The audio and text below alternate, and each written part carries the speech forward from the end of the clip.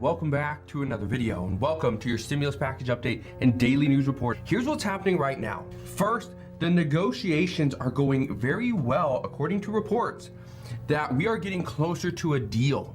We have more details coming out from this human infrastructure bill. This was supposed to be that $3.5 trillion stimulus package. Well, according to President Biden, according to House Democrats, that bill has shrunk to anywhere from $1.75 trillion all the way up there to $1.9 trillion.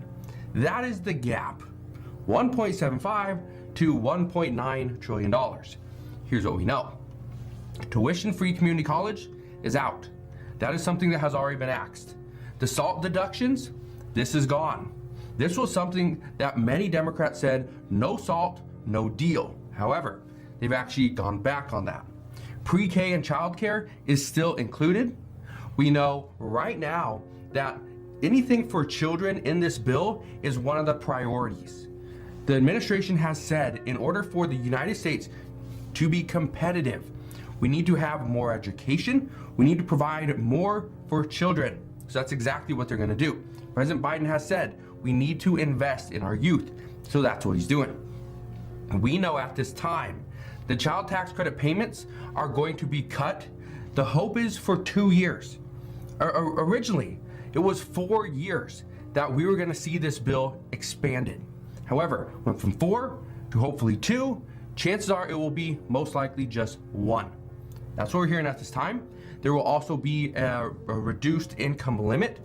Senator Joe Manchin wants to see it at $60,000. The expectation is it will be somewhere between $60,000 and $100,000 for a family per year. So if you make more than that, according to Senator Joe Manchin, you do not need an additional $250 or $300 per month to help support your children. So we'll see what happens there. The CEPP, this is the Clean Electricity Performance Program. This most likely will be axed. This will most likely be cut, okay? But they are considering multiple alternatives. We do not know what those alternatives are at the moment. However, once we do, I promise I will fill you in on that update. We know that the paid family sick leave, medical leave, this is going to be included. This is one of the progressives' priorities and one of their 5 main pillars. However, it's not going to be the 12 weeks that they've requested. It will actually be cut down to just 4. This, according to reports, has already been established. We've already got agreement on this, but we still got to see the entire bill put together. And then if it's too expensive, we could see additional cuts. Could this drop down to 3 weeks? Yes, it could. Could this also be expanded even further into maybe 5 or 6 weeks? Yes, it could. The expectation is it will stick to 4 weeks though, but we will see. We know expanded Medicare is still being discussed. Here's what I want to provide you some information on this because I think this is very interesting.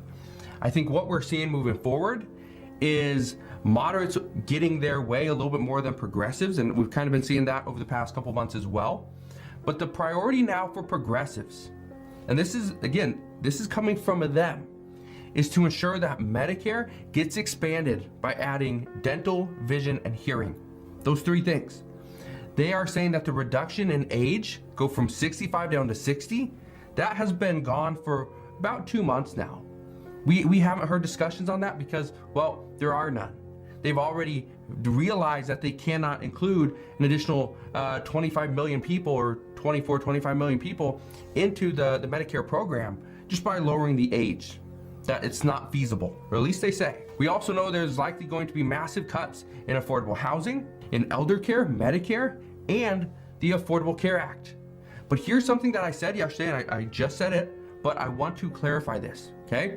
Because I did get a question on this yesterday. Why would they cut affordable housing? Why would they cut Medicare and the Affordable Care Act? Here's the thing. They are not cutting the existing programs. They're not cutting affordable housing at this time. What they are cutting and making cuts to is the proposed additional funding for these programs, these bills.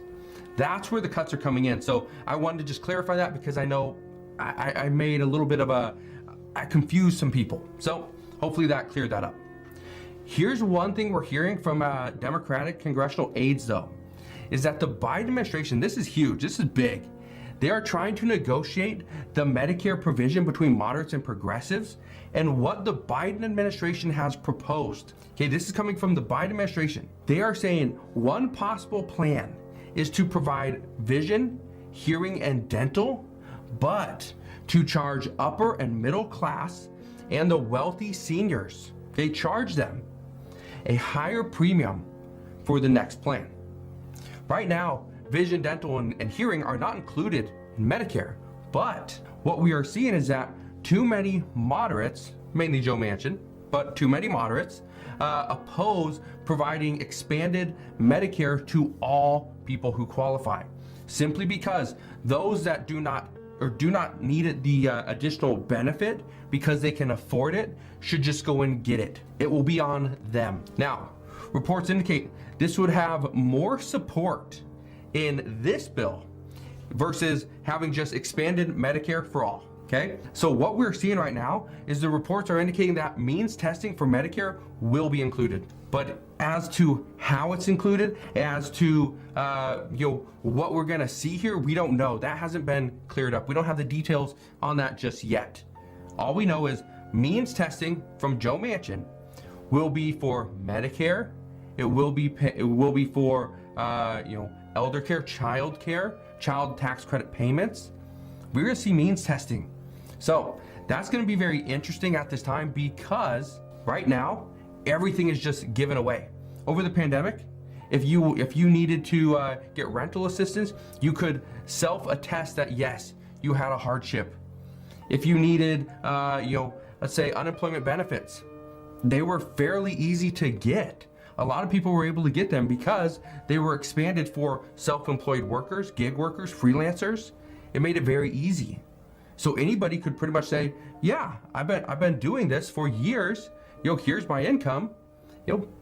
I need some unemployment benefits, and that's exactly what happened.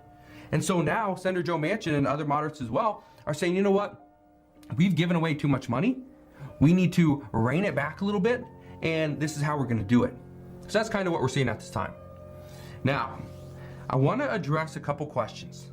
One of the questions that I keep receiving, and I understand why, is what about us on Social Security? What about us on SSDI, right? SSI, SSDI. What about veterans? Well, I want to get to that. Are we going to see a boost to Social Security in the upcoming bill? The answer to that is maybe, but the real answer is most likely no. Here's what I can tell you.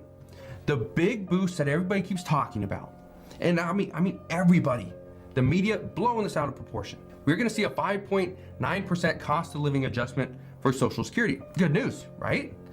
Yes, it's good news. The problem is when we see inflation pretty much get to that point, the 5.9% cost of living adjustment does absolutely nothing, okay? Yes, it's going to help a lot of people, but it's also going to push people up over that limit where they won't be able to get certain benefits because now they are paid too much. Their income is too high. That creates an issue. Some of these people are going to have to pay more for their premiums for Medicare, right? Their plan B, they're going to have to pay more. So that's going to eat into their cost of living adjustment. It's not just an additional 5.9% and everyone's all good and that's an additional $92 per month. That would be great. It's not the way it works though. But that is where the big benefit's coming from. Let's address the $200 per month boost that President Biden promised. Well, first of all, there's no discussions on this recently. According to multiple reports, the reason why there's no discussions on this is because at some point, the current administration wants to do something for Social Security reform. However, this wouldn't happen until after, new reports indicate this would happen after the 2022 midterms. So not anywhere in 2022, this would happen sometime in 2023. Experts say that there's too much divisiveness currently in the Senate, and in order to get anything passed, they would need more numbers in the Senate.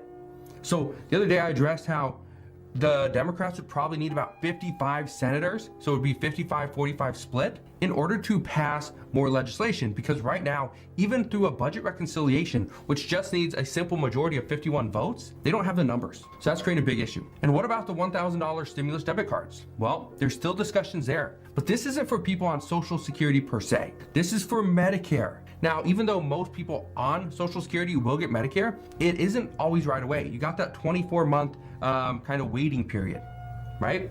So the purpose of the $1,000 stimulus debit cards was actually just to help the expanded benefits and help you pay for them. That's vision, dental, and hearing.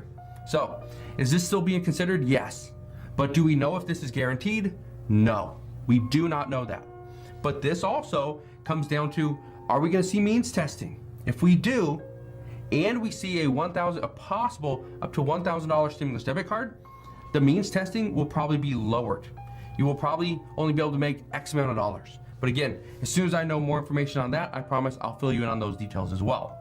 But let's get into the COVID news.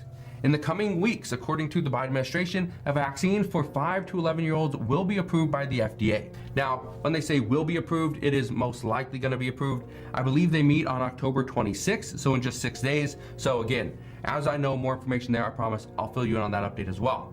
But the Biden administration is doing everything it can to ensure that clinics, hospitals, right, any vaccination site is ready for this. These will be smaller needles.